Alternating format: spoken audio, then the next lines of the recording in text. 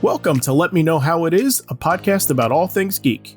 We covered the DC Universe, and now it's Marvel's turn. Why we love the Marvel Universe. Thanks for listening, and please don't forget to subscribe so you can catch all of our episodes as they're made available.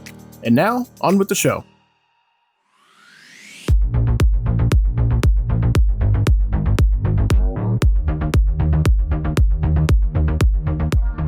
Okay, as promised, this one is Why We Love the Marvel Universe. I'm Zach Slater. I'm Frank Melman. I'm Tommy Smithereens. I'm Clifton. Okay, so as with the previous episode, I just want to let the listeners know out there, this is not an anti-DC episode. We love the DC Universe. We covered it in the previous episode, so if you missed it, you can go to letmeknowhowitis.com and check that one out as well. So let's get started. Why do we love Marvel? All right, well, to prepare for this episode, I went back and read Marvel Comics #1, just to see where it all started. And something I noticed, and it's something they did back then, and it's something they've always done like throughout their history, and that is they come up with very good hooks and unexpected hooks for their characters. And I think it's just been a hallmark of theirs throughout, the, 80 years now of Marvel superheroes, or 81, whatever we're up to. But in Marvel Comics #1, you had like a misunderstood android as a hero, which was the first Human Torch. You had like a tragic villain who was Submariner Namor. And then throughout their history, not long after that, you got the kid who just wanted to help people but wasn't able to, that became Captain America. And even up into more modern times, like Blade is a vampire hunter. Like, they just come up with interesting hooks and angles on characters that make them more compelling. Cool. Yeah, no, I think that's kind of that's the first thing everybody will say about Marvel, right? Is that that they're the imperfect heroes, right? They're the heroes that have there's like a downside to the fact that they're a superhero, right? Like Spider-Man's a perfect example of that, right? There's usually a very big flaw in like a lot of the character. Like, I would say more. I guess going all the way back to the beginning in the Marvel Comics #1, I never really thought about it that way until you mentioned it, Clifton. But yeah, if you go back and look at all of those, there's definitely that. It's kind of one of the things where I think was funny when people were complaining about with the Marvel Cinematic stuff that all the origin movies are the same. I'm like, well, they're not really the same, because then they would be the same character having the same thing, have to overcome the same thing. People got, like, for example, Tony Stark's kind of a douche who sells weaponry, and then he gets a new heart, basically, and changes and becomes a better person, right? And then people are like, well, Doctor Strange, he's a dick who happens to be a master surgeon who then becomes. I'm like, right, but that's one of the things about Marvel that Marvel does really well, is the idea that no, a lot of these heroes, before that, they weren't great people, or they did have a flaw, or they did have something that, once they decided to change their ways, or had greatness thrust upon them, whatever you want to call it, they do become more than what they were. Yeah, there's a transformation more in place for at least like all the big Marvel origins that I can think of, right? Right. Mm-hmm. Like in the case of like Captain America, there's quite a literal transformation, right? Where scrawny kid into Superman, basically, for lack of a better term. Right. Well, I liked it because I liked the way of storytelling. To me, Marvel felt more soap opera in the way that it was always fantastic accidents, things that were highly improbable or impossible. It was like there was a bigger destiny for the people involved, almost. But what I loved about it, and when I got started with really XMen, it felt like none of the stories really contained the issue. It was always definite parts to it, which I felt was different from other comics I read, in which the story was contained to one definite story within the pages. Marvel had a way of extending the story with a cliffhanger or a emotional ending, or even sometimes even emotional beginning. In those famous catchphrases they had at the beginning of their comic. What was the thing they had with the thing? This man, such and such, or this man, this monster. Yeah, exactly. They would have stuff like that sensationalized in the first issue, and they'll draw you into the emotional bearing of the character, or the grief, or whatever they have to plot through or work through and then it would end up into something entirely different that would lead you to pick up the next story. It's very sensationalized, I thought. There's really a book ending. Like a closed ending that would lead to something totally different for the next issue. One thing again, it didn't really occur to me till I started looking at stuff for this particular episode of the podcast was when you think about the backgrounds of the guys that were doing books before they started doing superhero books, a lot of them were like guys who did westerns or did the romance comics. And I think, not that the guys that were working at DC didn't have a different background, but for whatever reason, a lot of the, like you were saying, Tommy, the soap opera stuff comes through. I think that's an aspect that a lot of those, like, I mean, DC had a lot of stuff, obviously, with Superman and Lois Lane, but Lois's main goal at that time, or Lana Lane's main goal at the time, was to expose Superman or Superboy's secret identity, or to snare him, quote unquote, into marriage. Right. There wasn't a lot of like, if you read like the early, was it Tales to Astonish? Is that the first? No, Journey into Mysteries with Thor, before Thor became its own book. You have a lot of that stuff with, it's a lot of internal dialogue, a lot of internal, wheels turning and romance stuff of like Jane Foster's pining away for Dr. Donald, was it Donald Blake? Yes. Thor? Yeah. Dr. Donald Blake. She's wanted to be with him if only he would make a move. And he's like, well, I'm a god and a man, but I'm a lame doctor and I can't do all that, I mean, that's the stuff. It's like, that's the stuff that's like constant turmoil. And it's the same thing. If you look at like early Daredevil, it's Karen Page is like, well, he's blind and I'd love to be with him, but I don't care about the fact that he's blind. And Matt Murdock's like, well, I'm blind, but at the same time, I'm Daredevil and I'm out there every night doing my thing. And, Fogg is sort of like comic relief in the background. But, it's one of those things from like story to story. That's one of the Marvel, especially in the 60s, and they still do it somewhat today. But it was definitely at those beginnings of the rebirth of superhero stuff that they got right. And a lot of it, I think, does come from the fact that some of them cut their teeth on doing the romance stuff. I don't know so much the Western stuff. They may have been that's where they got the action from. But definitely, I think the romance comics in their background helped build that part of it up. And again, I think it works it's a much better storytelling device than DC ever does it around the same time. Okay. Yeah, no, you guys are going all in directions I wasn't quite anticipating just yet. So Clifton, bringing up Marvel #1. Now, I'm with you on that one. Like, I didn't quite think about that one when I was preparing for this show. I was thinking the Marvel Universe more as Fantastic Four #1 kicking off. Yeah, me too. Right, But that's an interesting, that is something that I guess we should say really quick, is that, like, Marvel was a company that didn't start off as Marvel, right? Right. And you had characters like Namor and Captain America that were created under technically different companies that, Clifton, I'll defer to you because you're a little bit better at the history sort of things than I am. But basically that company ultimately became Marvel, and then those characters got sort of like ushered in. Yeah, later on. They picked and chose the earlier characters and brought some. So the ones we have carried over, Captain America from 1941, Namor from 39, original Human Torch from 39 appeared Marvel Comics #1. Bucky appears right off the bat with Cap in 41. Yeah. So they have some carryover, and some of the characters from back then did get lost in the golden age. And I don't know if they ever made it. There was an angel superhero in Marvel Comics #1 that I don't remember making it into the Silver Age until, they use the name Angel for the X-Men character, but it's a different character. I don't think they really do anything with him at all, except until, he might show up in, I want to say it's probably stuff like when Roy Thomas comes on, I believe, and does Invaders, when they sort of examine a lot of that golden age stuff. World War II stuff. And I think the only other time he might be mentioned or like even explored is in during the Kree-Skrull War. There's a part where Rick Jones has this melding with the Supreme Intelligence, and is able to create like a version of Golden Age characters to fight for him that he had read about, because at that point those were characters he would have read about. But other than like that, like exploring that time, not really. But did you say that Kazar is part of that too? Oh yeah, the Kazar in Marvel Comics #1 is like a Golden Age version of Kazar, but is different than the one that shows up in X-Men #10. Oh wow, okay. But it's the same name, but that one lives in Africa, I think. Okay, so it's not Savage Land. Okay, but it's a very similar character, and they took the name. Huh. Okay. That one's just more of a Tarzan, so no dinosaurs Okay. or saber-toothed tiger. So it's pretty much a straight rip at that point. Yeah. Okay. Gotcha.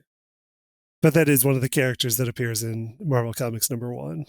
Very cool. Yeah, I'm with you guys with the soap opera aspects of things. I think that that's super important to Spider-Man. I think it's just as important, if not more, to be perfectly honest, than the action set pieces and everything. Because I do think that the soap opera aspect to Spider-Man for me personally was what drew me in more. I think I've said about it. I think I've talked about it in other episodes where it's like I would be disappointed when I would be in a scene with like Peter and Gwen or Peter and MJ, and then like the Green Goblin would show up, and then we would have to switch gears into a Spider-Man plot. I'm like, I kind of wanted to see what was going to happen there. Right. You know? But one of the other things I really like about Marvel, besides the soap opera stuff, is I like that the powers feel lower leveled than DC to me. Right? And I think what's interesting about that is the stakes can sometimes feel a little bit higher in Marvel. Like death can feel closer. Mhm. I think like the characters can feel a little bit more in peril. Right? What do you guys think? Yeah, I mean, the description that Marvel always gets is that they're more street level. And I think that's kind of what they mean, what people mean when they say that, is it just feels, more smaller scale, but smaller scale doesn't mean less danger. It means kind of more personal danger, I think, to a Right. lot of the people. Yeah. And like many of the Marvel characters have lost people close to them, like major characters. I mean, Gwen Stacy, and in situations like that just make it personal and make it like closer. Trying to think of how to describe it, but Intimate. yes, that's exactly it. Yeah, it makes it like more intimate. Like you feel it more. Right. Yeah. Yeah, no, I think that there's something interesting to the fact that I love Superman, but and I don't subscribe to this, that I think Superman can still be interesting despite how superpowered he is. But I think that there's just something interesting to the fact that Captain America, like if you really think about it, his power is that like he can run a 3-minute mile, right? And that he can lift a motorcycle over his head, and and stuff like that. Like, and I just think that it makes it more interesting to me when Batroc attacks or something like that, or Red Skull attacks, right? Because it does give more of a sense that like they're getting by on the skin of their teeth. Right. Does that make sense? Yeah, but I just wanted to add, no, I agree with you, but also to me, I loved how Marvel would introduce their space stories.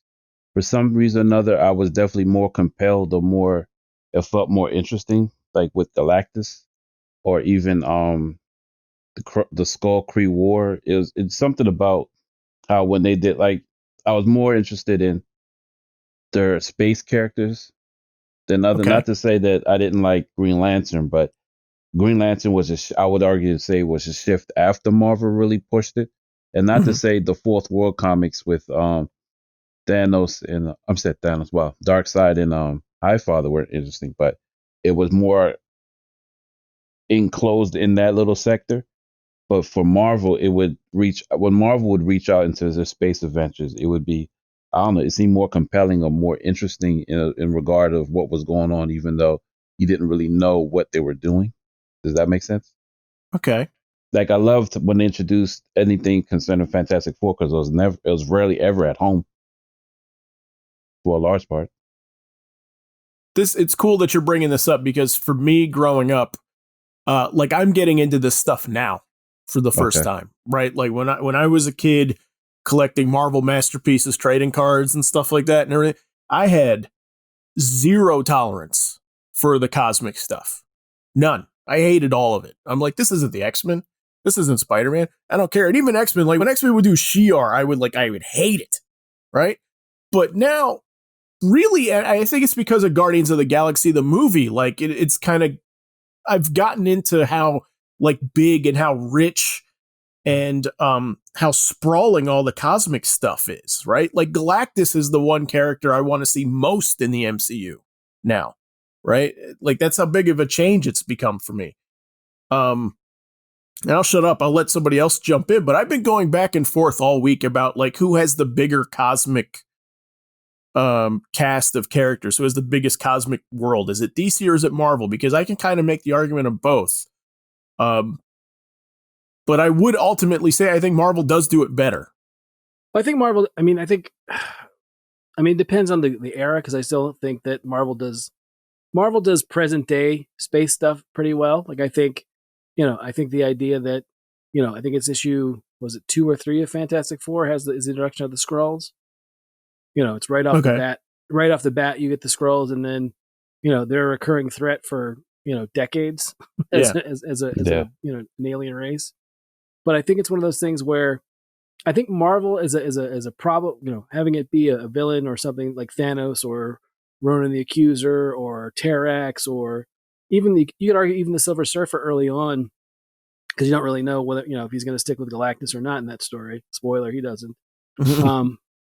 But I think that for their cosmic heroes like Captain Marvel, the original Captain Marvel, Marvel, I think they do a good job with exploring that kind of stuff early on.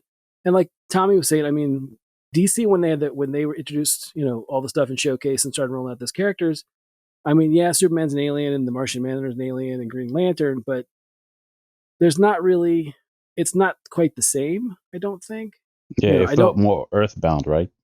Well, it feels more, I think it's more of a, especially if you read those, old Silver Surfers, the Buscema stuff with, it should be, I think it's either Stan or Roy Thomas. I can't remember who wrote those, but pretty sure it's Stan. But, when the Silver Surfer is making his soliloquy and you can tell that they're much more human aliens, if that makes sense. Like they have the same, there's a same emotional through line that goes through their stories that it does the same thing through all of our other Marvel heroes. Okay. Right. Yeah. My feeling for the space stuff for Marvel is that like the characters, like I keep seeing they get used, right? There's not a lot of these cosmic characters that get put on the shelf for too long, right? Mm-hmm. And Tommy, you brought up Green Lantern, which I'll pull out for a second, right? Because Green Lantern is a big sprawling space epic. And so in that sense, that's one of the things where I think DC has a bigger space like theater, I'll say, right? Where he's going to so many different planets and everything. But the thing that I think makes it feel smaller also is that like you see very little of that stuff comes back ever. Right? And DC space stories, I feel like every time I'm there, I'm getting kind of like reintroduced to something, right? Like what's the version of the new gods in this, right? Or what's the version I'm trying to even think of some of the other ones, right? Like Atrocitus or something like that, right? You know what I mean? We're like, they're all, every time we see them, they're a little bit different, Mm-hmm.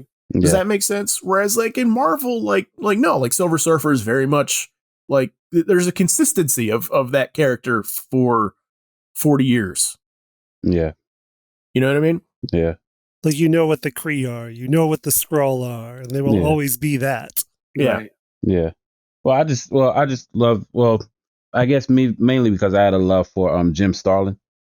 Mm-hmm. And a lot of this stuff that he did was space stories or space. I mean, he's one that gave us the Infinity Gauntlet and pushing Thanos to the forefront. At least that's what I recall. Right. That's what I have a personal love for it. And Adam Warlock. Yeah, definitely Adam Warlock. I wish they would expand upon a lot of his work and stuff.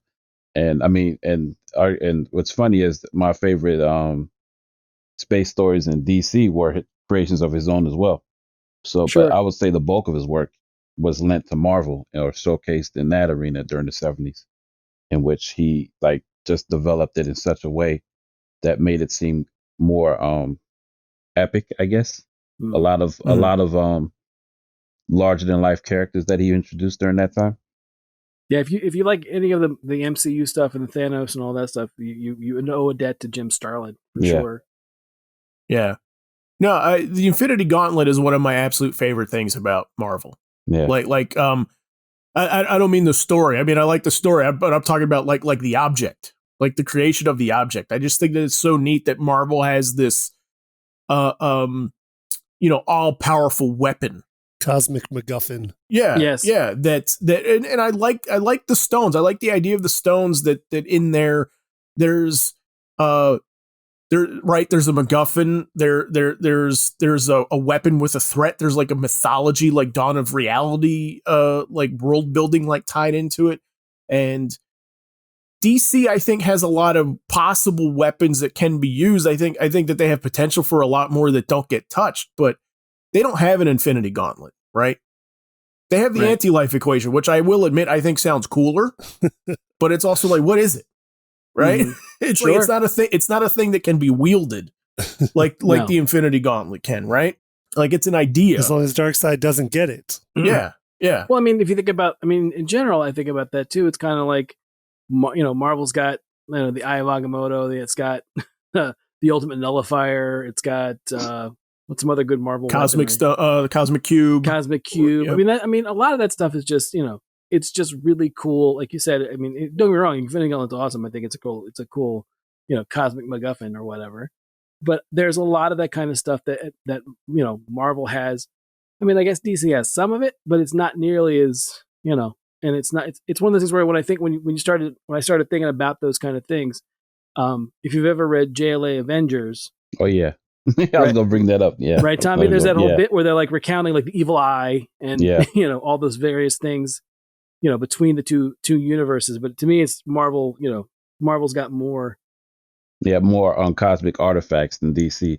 But what's funny is in that book, DC has a slew of holy artifacts that they blend in. Like, what was it? Excuse me for my biblical terms. I'm trying to think. It was the staff. The staff? No, the spear. The spear of destiny. Yeah, spear of destiny. DC leans more towards holy artifacts as opposed to cosmic ones like Marvel does.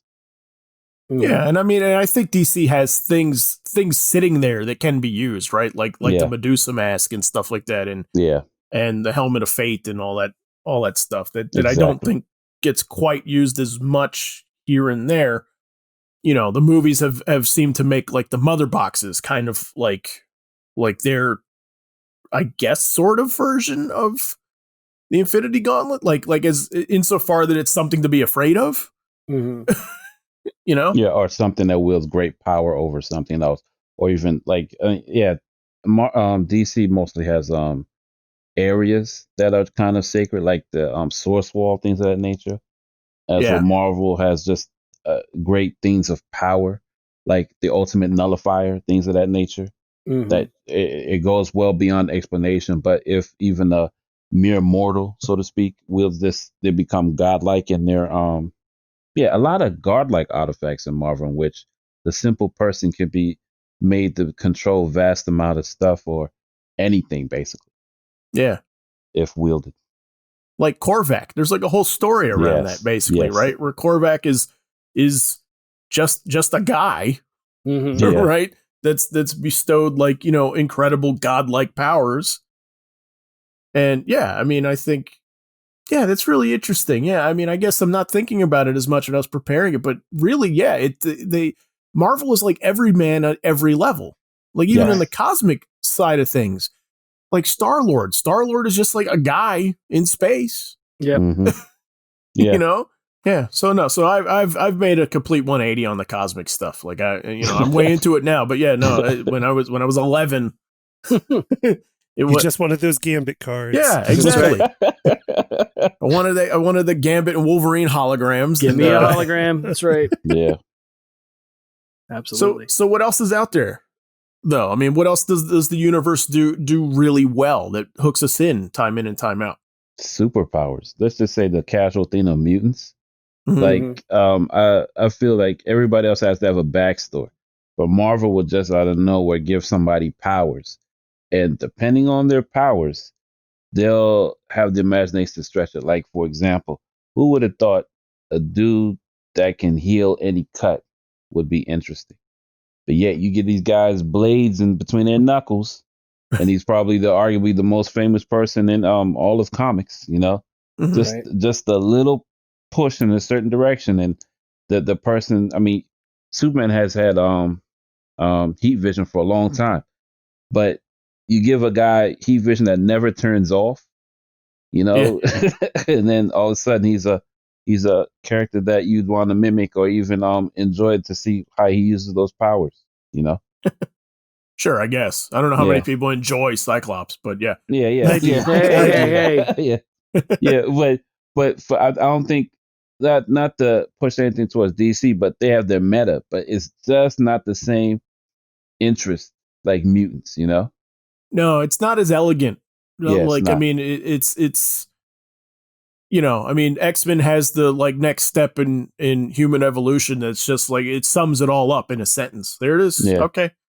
You know, and they're sworn to protect the humans who fear and hate them. Yes. Right. Yeah. Yes. Yeah. Yeah. No, and it's also like it's very healthy for writers, I think, because you could always create new characters and you don't have to necessarily explain like a huge you know, scientific accident or genetic experiment to give them their powers. It's just like, no, they're just one of these. They have the X gene. There you go. Yeah. That's it. And now they can turn into a puddle or whatever it is, you know, whatever you want to have them do. Yeah. It's also cool, the idea of, you know, the metaphor of like, you know, you go through the change of life of, you know, puberty. It's like, holy crap, I don't understand why my body does this. Yeah. Yeah. You know, I mean, then there's the further metaphor with X-Men, of course, of the fact that, you know, whether you've ever felt alone and misunderstood or, you know, whatever, you know, part of a group that's not accepted, you're, you know, this is the comic for you. Right. Oh, yeah. You know, and it works for, you know, lots of people have you know, said that, you know, I totally understand the X-Men's point of view of I'm living in a world of people that don't want me, or I'm not, you know, that'll shun me, and then, you know, they're banded together and they make it work as a group of people, you know, for the better good. Yeah. Another group too that just like, you know, begs for soap opera storytelling also. Oh, yeah. Like, you know, it's basically it's basically the real world. They're all living in a house. And, you know, and some of them will get along. It's like when I was getting into Marvel like during 90s X-Men and everything. That was one of the things I liked about it was the idea of like Cyclops and Wolverine don't like each other. Like and like what's the deal with that? Like why is that a thing? Right? Because also like that wasn't a thing in DC for a long time. Like, you know, when you like the way that you took those characters in, like everybody got along generally. Well, no one fought over a girl. You know? Yeah. At least not the stuff that you encounter when you're young. I mean, it's a little older when you get to like Dark Knight Returns and stuff like that, and then Batman and Superman are fighting and blah blah blah, right? But for DC, so much of it is like super friends. Yeah. You know, like growing up. At least at that time for me. And like Marvel, like just the idea that like Cyclops is the leader and this other guy on the hairy guy over on the side doesn't like him. And they're fighting over a girl, you know? Yeah. You know, I just think that that's interesting. Well, I love how Marvel was, even though you got powers, your problems didn't go away. Mm-hmm. Right. Yeah. Yeah. It was DC. Like when you had powers, the world was handed to you.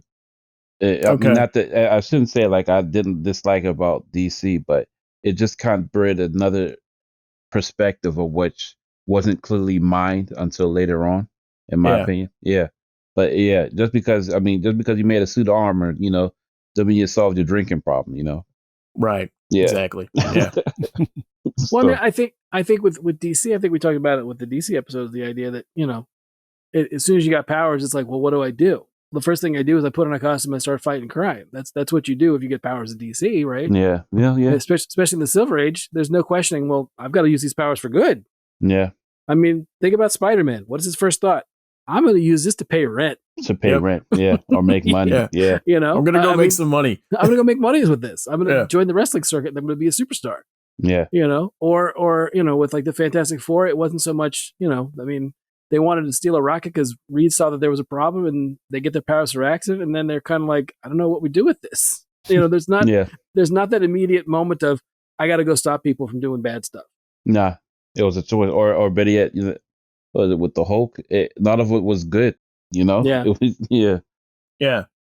they don't really. DC at first doesn't really. I mean, if you look at your Barry Allen Flash, Hal Jordan, Ray Palmer, Carter Hall, you know, Superman, Batman, Wonder Woman were pretty much the same. You know, they were being produced all the way through the World War II, so they were still around.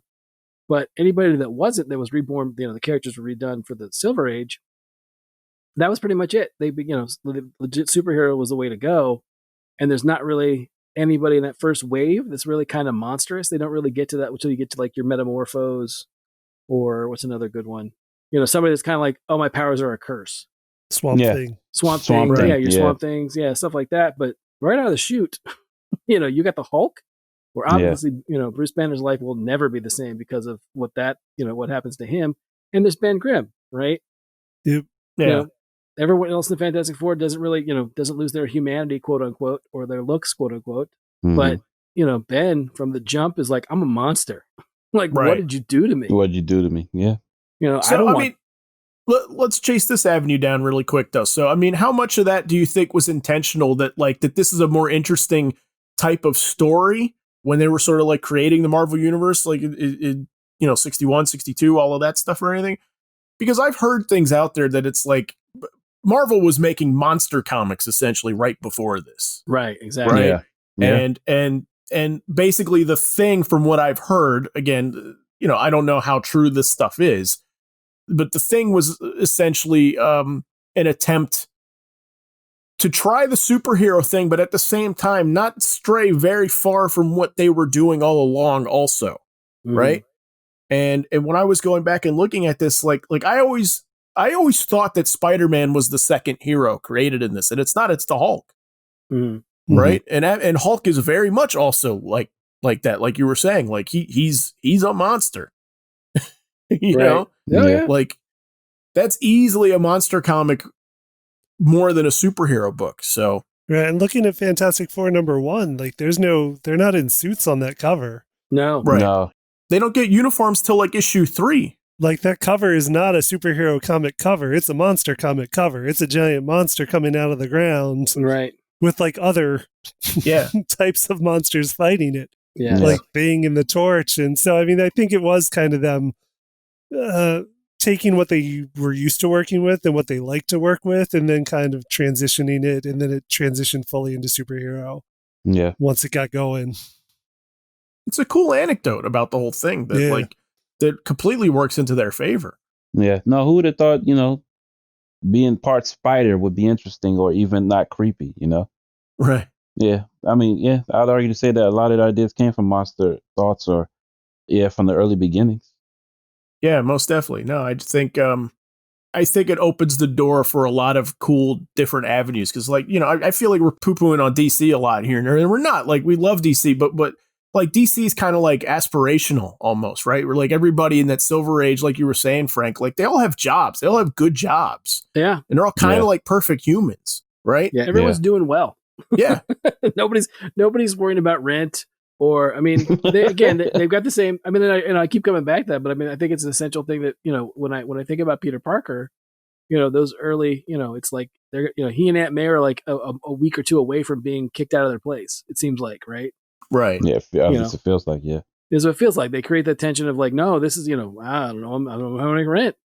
I don't know how I'm going to pay for stuff. You know, nobody likes me at school. The guy that I've managed to con into basically giving me photos of myself, you know, Yeah. doesn't like me or Spider-Man. You know, I can't get a girl. You know, that's all that stuff that's in Peter Parker. But I think it's one of those things where, you know, like the contrast, like you said, the contrast to DC is, you know, Barry's got a job. He's a police scientist, you know, forensic scientist. Hal's a pilot. You know, Ray Palmer's a scientist. Carter Hall runs what is he? He's an archaeologist now. It's the golden age. He's a museum creator. Right. Yeah, At curator. that point. Yeah. Mm-hmm. So, Making yeah, fat money, I'm sure. If he's a Of course. curator, good. He's Ross Geller. Yeah. No, that's a paleontologist. But anyway, Yeah. I mean, like you said, everyone's well off. Everyone's doing fine. You know, Bruce Wayne obviously is, you know, billionaire. Yeah. You know, and then Clark's a reporter. So everyone does, you know, has a good job. Nobody's worrying about the kind Yeah. of stuff that Hal's a test pilot. Everybody has an exciting job. well, for the most part, yeah. Yeah. But I think it does get back to what Clifton was saying earlier, the idea that, you know, when those stories, you know, are and again, this is not compression of story, but the idea that, you know, the stories felt more, you know, you had much more of an insight of what it was like for the person, the character internally, as well as the fact that the stories felt more relationship based, but at the same time had the elements of being, you know, what Tommy was saying, more fantastical. They were still super powered stuff, no pun intended, but there was still superhero-y stuff going on. But at the same time, a lot of what drove the tension and the drama was, you know, the romantic question, Mm-hmm. Yeah. I just think it's one of those things that, again, DC didn't really have a lot of the same kind of stuff. No, I just see that's a different type of storytelling. Yeah. And Marvel, being that they were the new kids on the block, I felt they gave more chances for a different type of storytelling that wasn't traditionally being offered. But one thing I will say about Marvel too, that's a little changing from the characters and what they created is the the amount of creators that came out of Marvel, especially during the '90s, was huge. I've never seen that, or I don't think we ever will see that type of birth of creators that came out of there. I mean, look how they branched into a whole new publishing with Image from the amount of people that came out of Marvel. I think Marvel was always the place to spark new ideas and change that were embraced by the the fans, you know? Yeah, I mean that kind of dovetails into another thing that I was thinking about too. When I think of seminal runs in comics, a lot of times it's a Marvel book, right? Like I'm when I'm like, I mean, my goodness, like Stan Lee and Jack Kirby on Fantastic Four, which that was the record for like longest uninterrupted run by two creators for until like. Who broke it? Was it Bendis and Mark Bagley on Ultimate Spider-Man? Was that right? I believe so. Yeah. Probably. Yeah. I mean that was, and I we would have to look up how many issues. I can't remember. I think Fantastic Four was like 104 issues or something, right? Is that longer than Byrne and Claremont with X-Men still? Yeah. Oh wow. Yeah, because Byrne wasn't steady on X-Men for that whole time, right? Like he came on and off, right? Yeah. Mm-hmm. But I mean, that's another. I mean, Claremont was on X-Men for 17 years. Mm-hmm.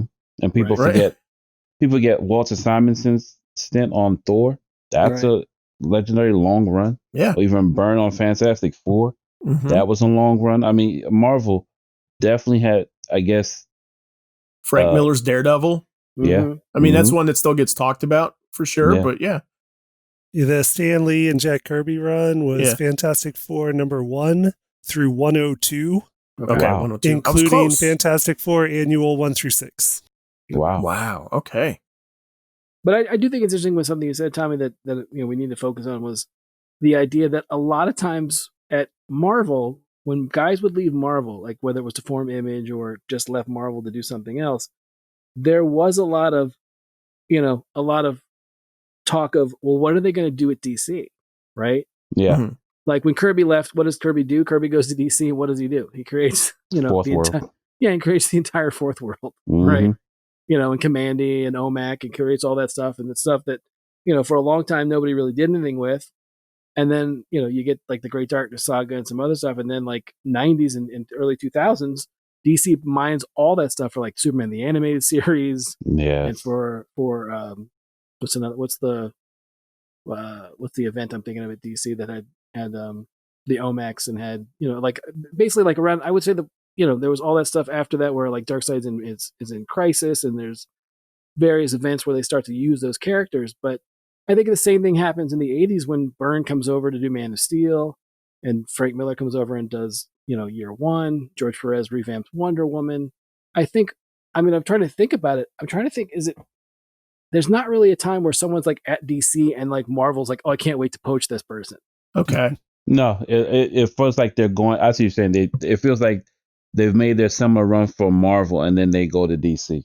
Yes, like for in the current example of that is Bendis was a Marvel guy for how long? Like for Bendis was independent. Yeah. He had AKA Goldfish, and he had Jinx. 18 years or so, right? Yeah, he was at Marvel a really long time. Yes. Had New Avengers, had Ultimate Spider-Man, did all that stuff.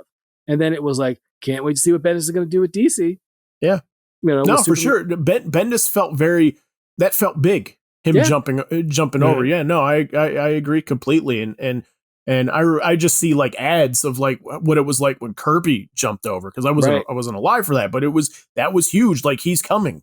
Yes. The King of Comics is coming to DC. Yeah. Yeah. But wait, a question. Did Frank Miller's Daredevil run precede his DC run? Yeah. So that happened with Frank Miller as well. Mm-hmm. Yep. Yeah. So you got Year One, and then you got Dark Knight out of him coming to DC. Yeah. And Yeah. then Alan Moore a little bit because he started at Marvel UK. True. Yeah. A little He bit. started the like 2000 AD and then Marvel UK and then Warrior and then DC. yeah, I mean, Wow. I mean, one thing we didn't get a chance to talk about in the DC episode stuff was the fact that, for a while there, speaking of Marvel UK and that kind of stuff, DC was really good about getting Europe, like guys from Britain and Grant Morrison to write for DC, right? Yeah. Mhm. They definitely contributed to the beginnings of Vertigo and Swamp Thing and all that stuff. Neil Thin Gaiman. artist too, because that's where they got Gibbons. Mm-hmm. Yeah, good point. Was Brian Bolland? He's British, right? Yeah, Yeah, he's isn't it 2000. from Yes. 2000 Yeah. AD from Yeah, British? 2000 AD. So they were good at scouting that talent. Right. Oh, They yeah. were really good about getting those guys. But what I'm, getting back to my point was when I think about, guys basically doing seminal runs at Marvel, they would do that. And then all of a sudden they'd be like, okay, I'm going to go across the street now and work at DC. Yeah. Yeah. And sometimes, again, like I said, with Kirby, you add to the, it's a rich history of DC that, they definitely benefit from. And not that they didn't benefit from Byrne or from Frank Miller or, but again, it's one of those things where like some of those guys, like for example, like McFarlane was on Infinity Inc.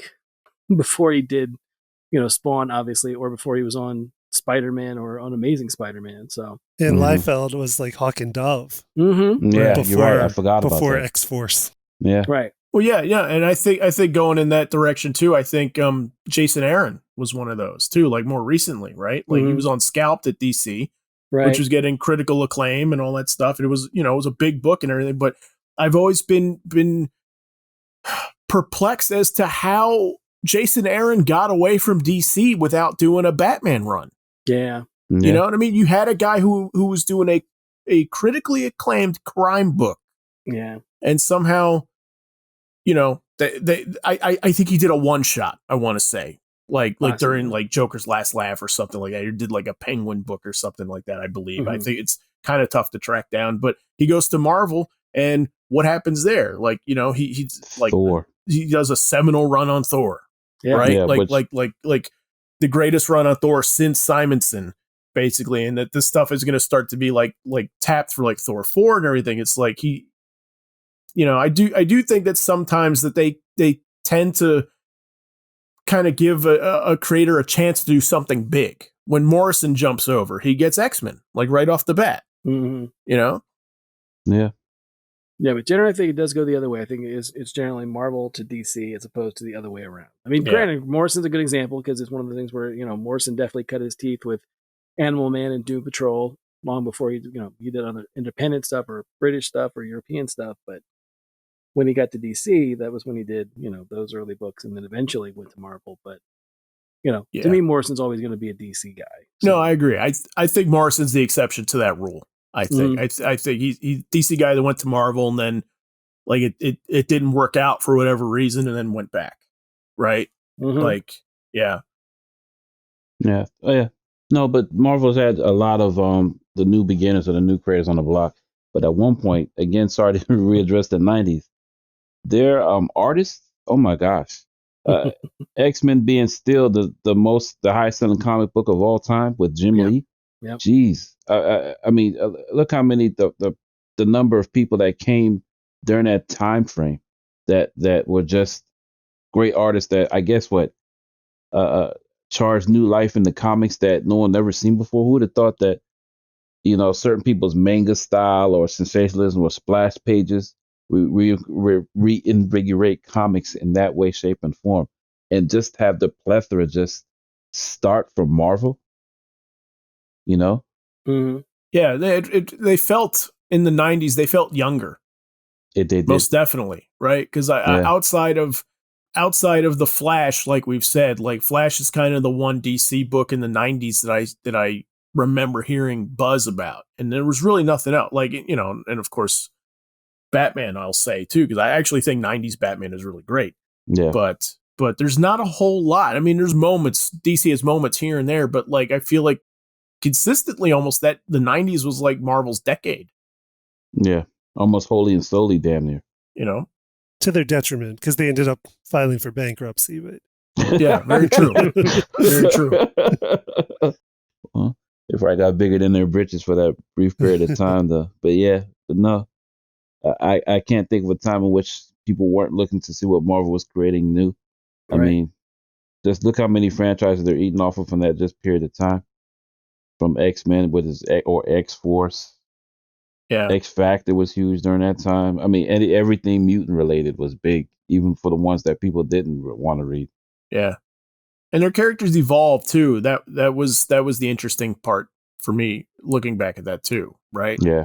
Is that their characters were in a different spot in that period than when you go back and read sort of the stuff from the 80s or the stuff from the 70s.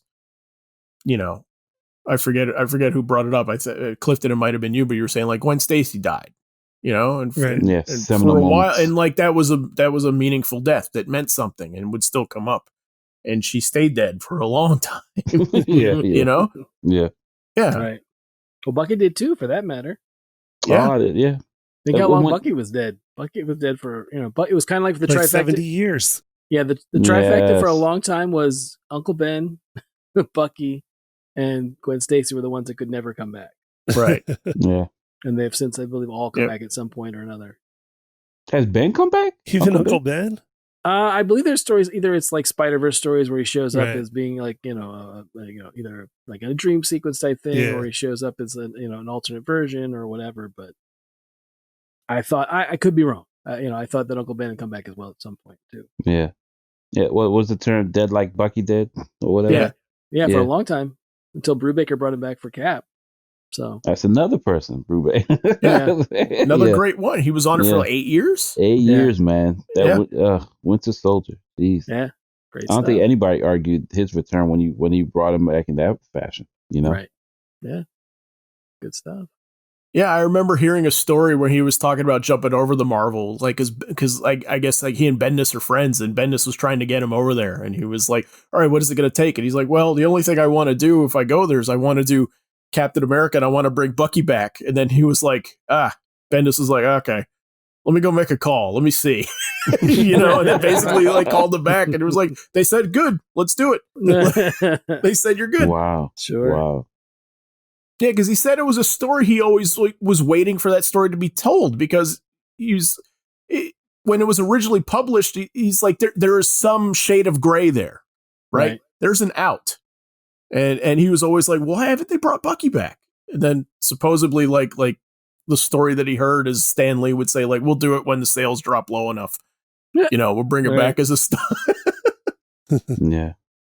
Nah, Marvel knows how to mine old characters and give life into them in a way that you couldn't imagine. They've done it to a number of people, I believe. I'm trying to think the last one that, to me, they did it with Jean Grey? Because I know they did it with X-Men in a different way, but that's giant size X-Men, the way they like to go back and touch it in such a way that you don't think about it, just a slight change to bring that character right back to the forefront. Mm-hmm. Or is that just the observation that I alone share? I mean, X-Men at the time was, before Giant Size, was reprints from 66 to 93 or 94. Yeah. Was all reprint stuff. And then they're like, all right, well, we'll try this, all new, different, You're Giant talking Size. issue 63 to 94. Yeah, I believe so. Not years. Okay. No.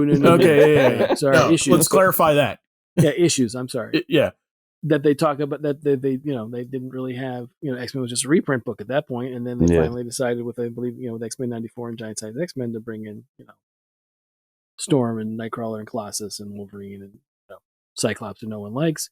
Back into the, I like him. I like him. I do like him too. I do too. I do too. It's I'm just being funny. He's the easy one to kick. He's the easy one to pick on. Well, as I've watch the often 90s said, cartoon. Again, you try being a 15-year-old field general in a war that you didn't start. Right. And see how much laughs see how much full of laughs you are at that point. But yeah, no, I it's one of those things where they they've decided that. But I agree with what you're coming at, Tommy, the idea that Marvel can take a character that hasn't been around a while, or an idea. Like, again, I get back to the Skrulls. The Skrulls have been around for almost the beginning of the Marvel Universe, quote unquote, from 1960s or 61 when the Fantastic Four premiered. And they're still, we just got the Skrulls on the big screen. How recently was that? Like 2 years ago? A year ago. A year ago, yeah. 1 year ago. Yeah, Captain Marvel, a year ago. So, it's one of those things where, they love, people that know that, their Marvel history know stuff that's like, oh yeah, the Skrulls have been around. Yeah, the Skrulls have been around for a long time. So Yeah. it's cool to see them get a little bit of, polish and put back out there. So. No, I love that one old story of Fantastic Four where I think was it Reed that tricks Skrulls into becoming cows. Yeah, that's in the very first appearance. Yeah, and they virtually bring that back in order to pull forth a war or the Skull Kill Crew and things of that nature. Kill Crew. Yeah. By Morrison and Miller. Yes. Yeah. But yeah, the whole town's being poisoned by that milk. Yes. Yeah. People are hideously mutating and they don't know why. And the reason why is because, spoiler, they're cows.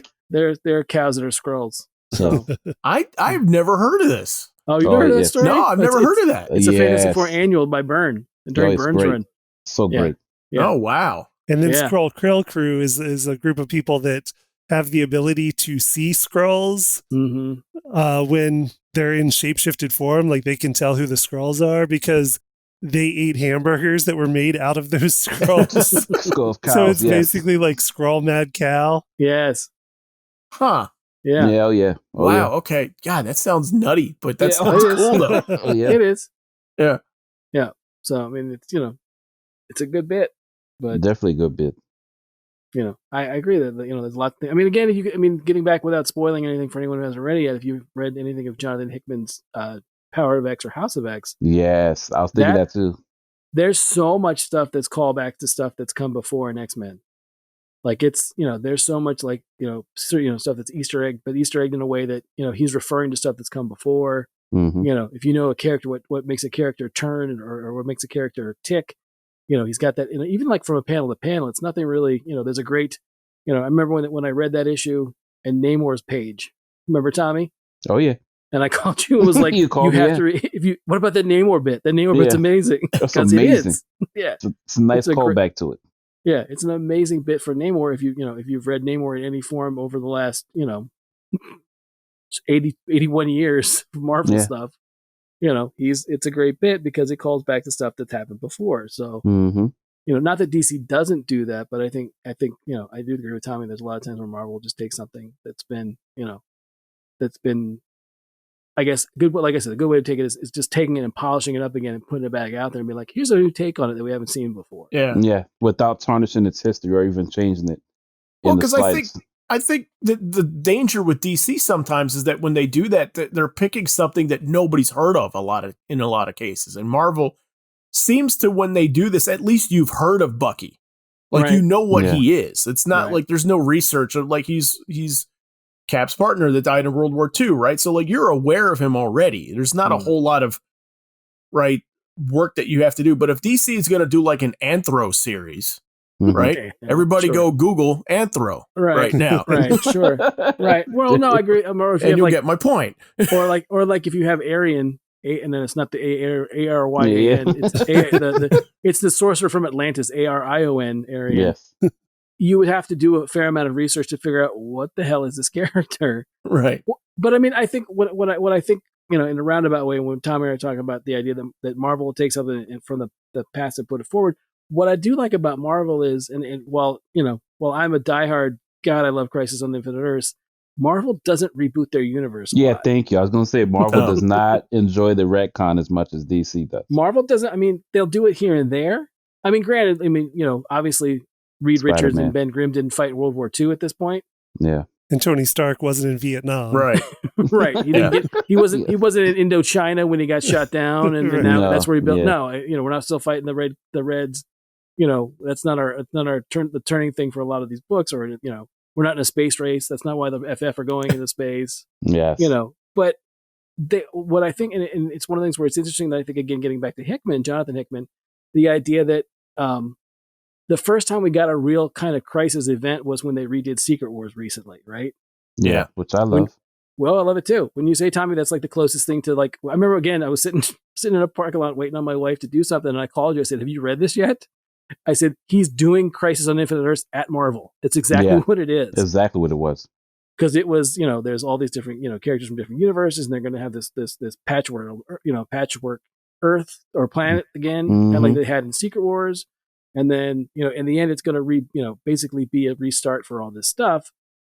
But and I started thinking about it. I'm like, Marvel just doesn't do that a lot. They don't really have that thing. And what I thought was interesting was that Hickman himself at one point describes the fact that memory past 8 years gets fuzzy.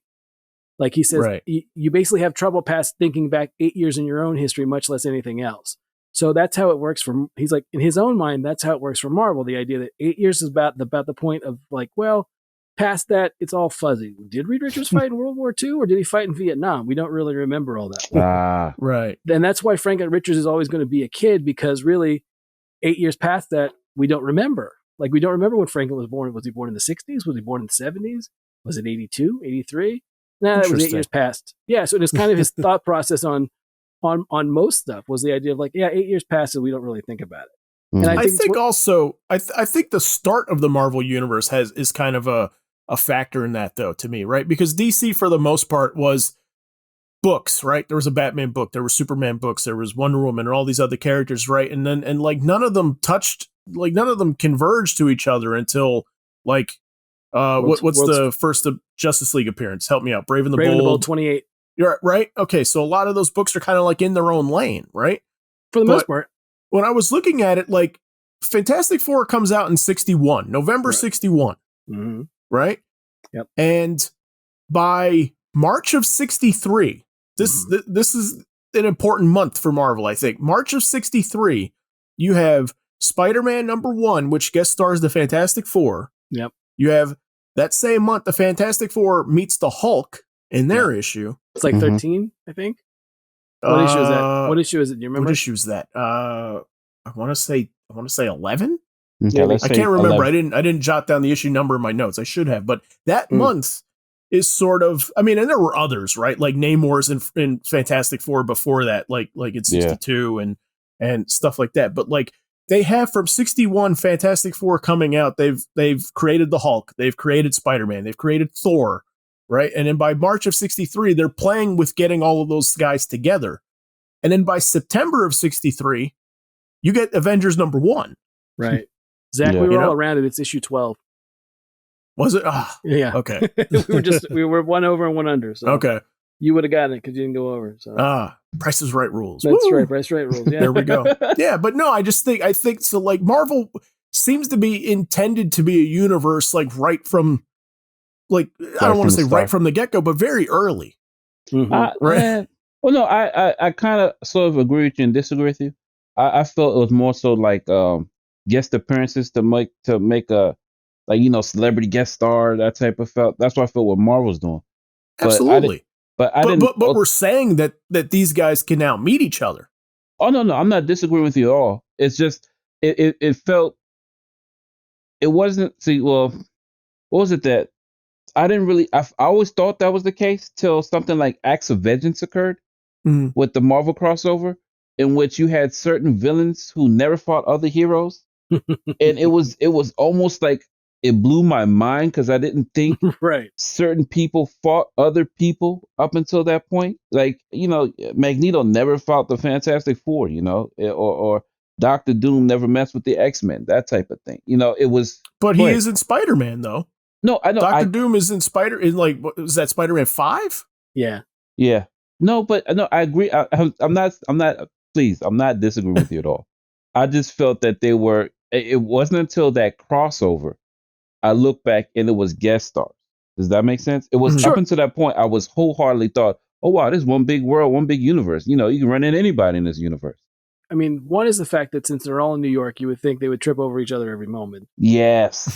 and then, but I mean, it's one of those things where I think about it when I remember Acts of Vengeance, and the same thing to me, where I was like, oh my God, they're going to mix it up and they're going to purposely choose to take on other heroes than they normally do. Yes. And you can, and again, I'm thinking back, like, for example, Ultron is in Fantastic Four when Quicksilver and Crystal get married, right? Ultron's the villain for that part. The annual, yes. So that's what, but yeah, and you had moments where they teamed up, or like in supervillain team up, they would team up. But I think back to like the early 90s, there's a Red Skull story with the X-Men. I'm like, why is it the first time that a guy that's a white supremacist is just now mixing it up with somebody? Yes. Why is he just now like being a threat to a group that obviously he would think would be probably inferior? Right. I mean, that to me blew my mind. And then I think it's even a joke in New Avengers where like it becomes a thing where it's almost like a shorthand because Electro busts out of the raft and the New Avengers are coming together for the first time, and Spider-Man's like, "Oh yeah, he's one of mine." Yeah. And I'm like, Okay. well, clearly Electro was, I'm like, I know for a fact he was part of some villains group like the Masters of Evil or one of those type groups at some point and fought the Avengers. So is he really one of yours, or is just like one of yours that recurs? Because surely I think Daredevil's fought him. I'm like, there's other people. Granted, he doesn't go up I've go always against the Fantastic theorized Four, that's why Doom is in Spider-Man early on. I've always theorized that they were trying to make Doom into like a like universal bad guy, right? Mm-hmm. Yeah, I mean that's always been my thing. But I mean, kind of going off of what you guys are saying, like one of my favorite things about it too was when you get like fluctuating teams, and like and I know that X-Men versus Avengers is sort of like a divisive stunt. But what came out of that when you got Uncanny Avengers, that was sort of like this patchwork team of like we're kind of we're made up of some former X-Men and we're made up of some former Avengers and some are humans and some are mutants, and it just like coming out of that stunt for them to go ahead and kind of make a team like that, I thought was really exciting and really cool. Mm-hmm. It kind of feels like an updated Defenders. A little bit. It does. Which was did. like a weird team back in the, late 70s? Yeah, it was. I felt the same way with you, Clifton. It's an interesting assortment of people. Some X-Men, some like Avengers B-list. Right. But another thing that I was thinking about when we talked about last week was the idea that, while DC does a really good job about, letting villains take the lead. When I was thinking about it for Marvel, the contrast for me is that a lot of Marvel villains have really good, like almost sympathetic, not everybody, but a lot of them have sympathetic origin stories. Okay. Yeah. Like I think, granted, it's more of a modern convention, the idea of Magneto being in the Holocaust and, having to be in like, Dachau or Auschwitz or one of those type places. And that he basically was just fighting for the rights of his people and his people were oppressed because he was Jewish. Or the idea of like Doom. Like Doom to me is one of those where, as much of an a-hole as Doom is, I love the idea that, part of Doom's shtick was, my mom's in hell and I'm going to fight the devil every year. Yeah, right. I love Triumph and Torment. Yeah. Yeah, to try and get her out of hell. Yes. Right? I mean, that to me, that's one of the aspects of Doom's, like, when people talk about, Doom's a bad guy, I'm like, yeah, he is. But and then the other thing being like, yeah, he's a tyrant, but his people love him. And, it's all, I think Doom's such a complicated character and he's supposedly just being a super villain. Right. What version of Doom do you subscribe to? The disfigured face or the one scar? Like the one tiny imperfection behind the mask. What do you? Oh no, I think he originally had. No, I think I've always assumed that that when he's building like the transdimensional doorway in their dorm room to try and fight the devil for his mother's soul, and it blows up. His face is disfigured, and then at that point he's like, "Eff it." And when he goes to like the Tibetan monks to learn whatever he needs to learn, and then they scald the mask into his face, like take it out of the fire, and he's like, "I don't care." And puts it on. Then it doesn't matter after that scar. Yeah, at that part it doesn't matter to me. It doesn't matter if his face was just blown off in the explosion or it was a tiny scar, because he goes in wholehearted, like he's all in at that point. Right. Yeah. To me, it's always been a mess. It's a mangled mess of flesh underneath that iron mask. Okay.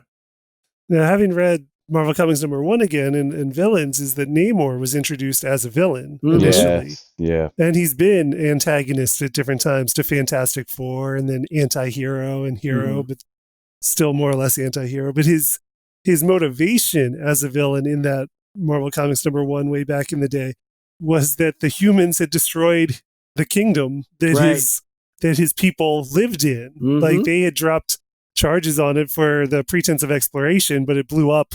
Like I don't know if it was Atlantis at that time. It was under Antarctica in the comic.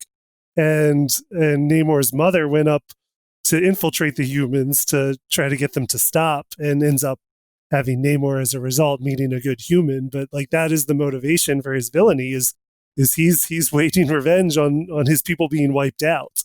Yeah, it's humanity's the problem, not Namor. Namor, you exactly right. It's like, you did this to us.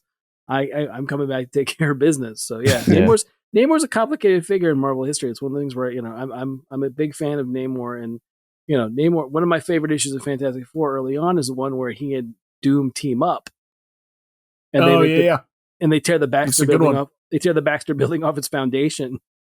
Yeah, that one's a great one. And then again, another book that I do love because I love a good villain book is the original, like from the 70s, is a super villain team up where it's the two of them every issue, at odds, basically taking swipes at each other while they're trying to get whatever they're trying to do. Yeah, I like the idea that Namor to me is like Black Adam at DC, where like you can play him either way. Yeah. At one point, they've both been heroic, they've both been evil, they've both been, sort of, whatever it takes, kind of characters. And that they both have the pointy ears, which, that's just right. I don't know if that's a requirement for that kind of moral ambiguity. No. Well, one thing I wanted to add too is they do very well with the anti-hero and then the omnipotent villain. And I don't mean villain in a way that they're out to do evil. Right. In the case of Galactus, where Galactus simply is, he's not trying to, rule the world or nothing. He must feed.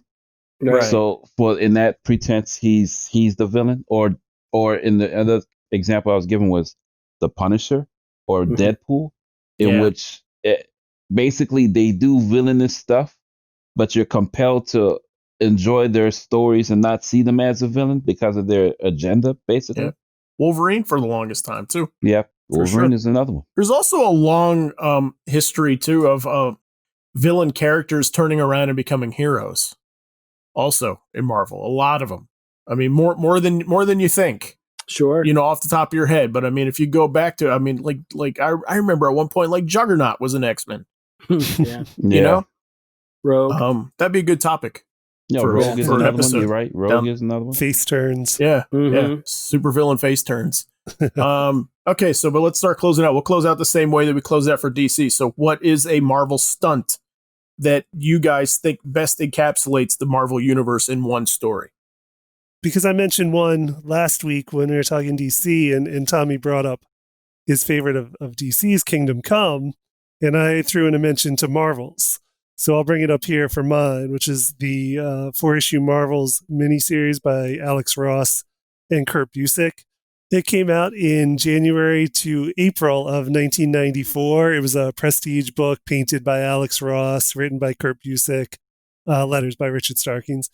And it retold pivotal moments in Marvel history and blended them into American history at the times that they were written up and through like Marvel's history up to that point. And it's a beautifully illustrated book, a beautifully painted book. It's a beautifully written book that takes a lot of those early ideas, like from Golden Age, like it opens with original Human Torch, the misunderstood android, and gleans like the sophisticated ideas out of those really early, more simply told stories back in the late 30s, and creates like these beautiful, like deep, nuanced versions of them. And so that's definitely one of my favorite Marvel books of all time. What was the name of the character, the reporter character that they follow? Is sort of the through line. Phil Sheldon. So, really quick, is he a character that comes back anywhere? Is he from anything? I don't believe so. I don't think he's been. I mean, they've revisited the character as like part of Marvel's like other adjacent stuff. Okay. Yeah, where they've revisited the idea. Right.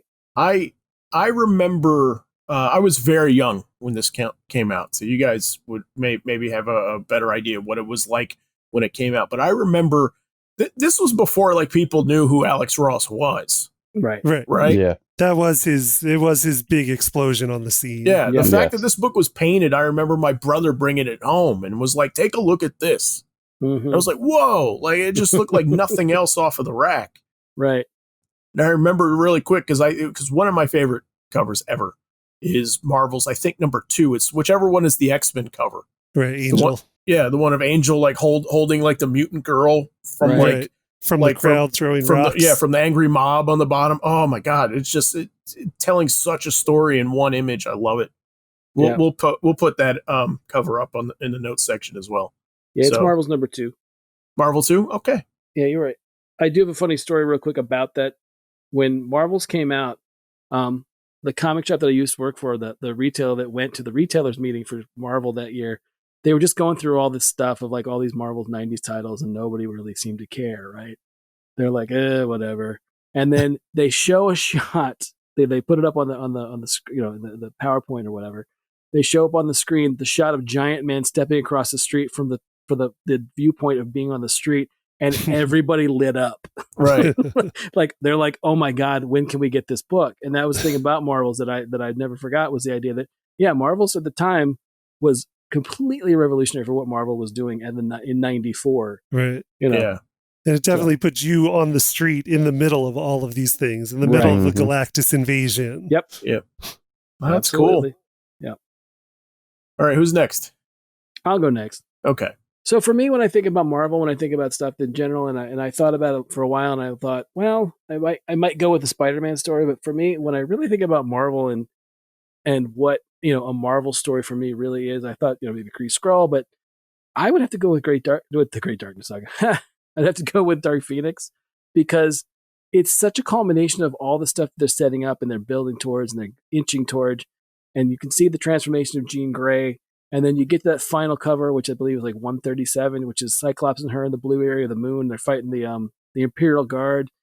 And if you don't know how it ends, well, I don't want to spoil it for you, but it's like almost a 40-year-old book at this point.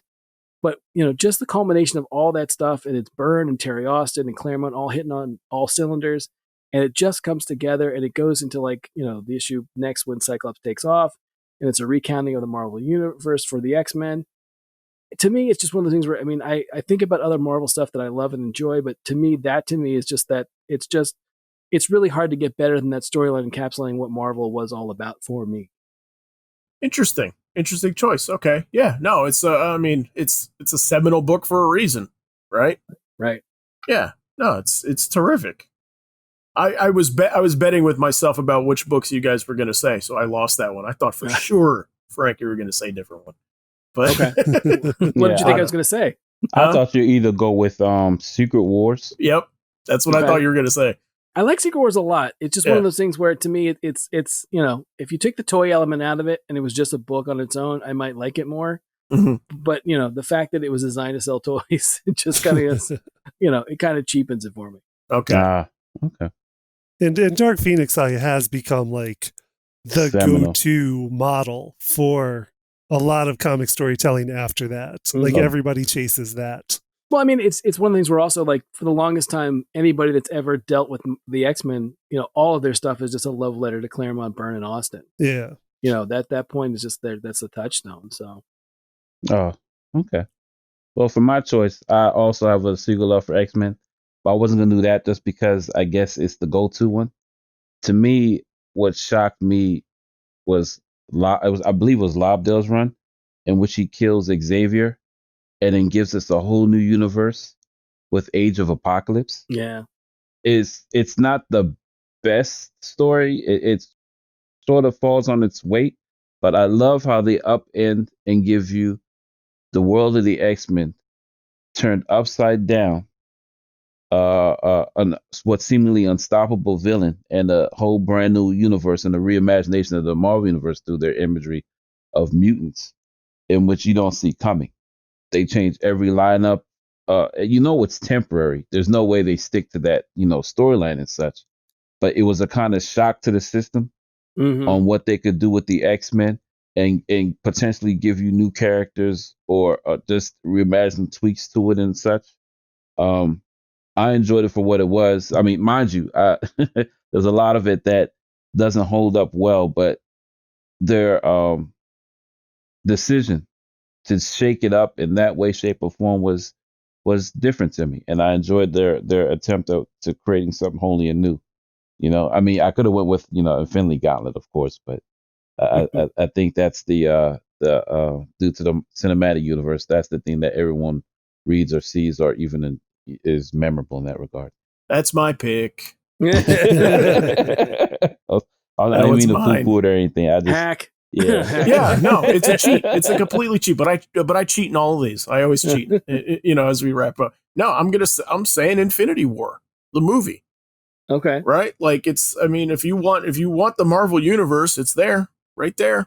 Right. You know, it's a perfect encapsulation of everything that's great about it, in my opinion, that movie, you know, and I'm actually astonished how little we talked about the movies in this episode, but it's like the one thing that gets me about the MCU is how little ground they've covered right now. Still, there's so many characters that haven't shown up. There's so many stories that they haven't done. There's so much still to be cultivated there, which I think is really amazing. And you know, I'm sure it will come up in more episodes. We will talk about the MCU, but I love it. I love it top to bottom still. So, all right.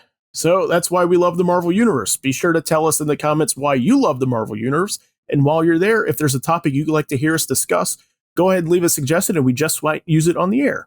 Also, please check out our website at letmeknowhowitis.com, where you can catch up on all of our past episodes, as well as find notes, links, and examples to some of the things that come up in conversation. You can also find a link to our YouTube channel where you can catch all of our episodes as well. Don't forget to subscribe there also. It helps the channel grow. And finally, don't forget to like us on Facebook at facebook.com/letmeknowhowitis and follow us on Twitter at our show's initials, LMKHII. Thanks for listening, and we will see you next week.